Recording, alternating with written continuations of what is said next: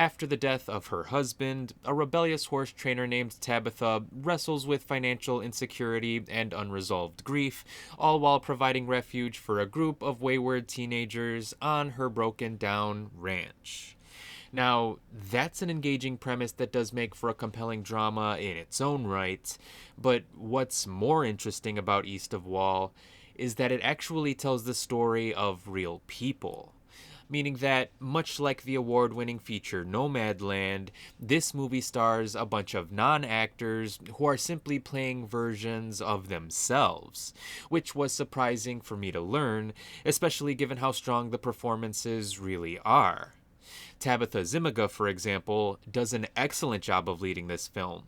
Her presence grounded this semi biographical film with plenty of raw and genuine emotions.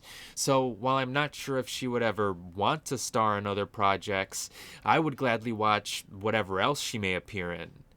Scoot McNairy and Jennifer Ely are also great at playing a couple of memorable supporting characters, which makes sense since they are the only two traditional actors featured in this film. Unfortunately, though the rest of the cast is also quite good, I personally think that there are way too many characters in this film. Trying to keep track of each person and trying to figure out everyone's relationship to one another is quite an exhausting endeavor. Even if these characters are all based on real people, that doesn't change the fact that the film has a distractingly large cast. By featuring such a surprisingly large cast, the story doesn't have time to develop each and every one of the characters.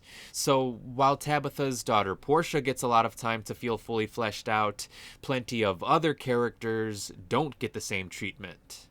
Granted, the characters do allow the movie to tell an interesting story about the complexities of family life, but I think that story could have been told more effectively with less characters, especially since the story could have been developed a bit more too. Because, as it stands now, the story doesn't really build towards a natural conclusion. It just kind of stops. And the lack of forward momentum does give the film an incredibly slow pace. Meaning that, despite being under 2 hours in length, the movie does admittedly drag a bit. Thankfully, this film is also beautifully shot. So, while I do have some issues with the script and with the pacing, I can't deny that this is a gorgeous movie to look at. And the beautiful aesthetics reinforce how wonderfully human and soulful the story actually is. So, director Kate Beecroft made a compelling little drama, one that depicts the resilience of families living in the New West. It may not be a perfect movie, but the fact that it's inspired by the lives of real people does make it feel a bit special. Which means that, even in spite of my issues with it, East of Wall would still get a mild recommendation from me.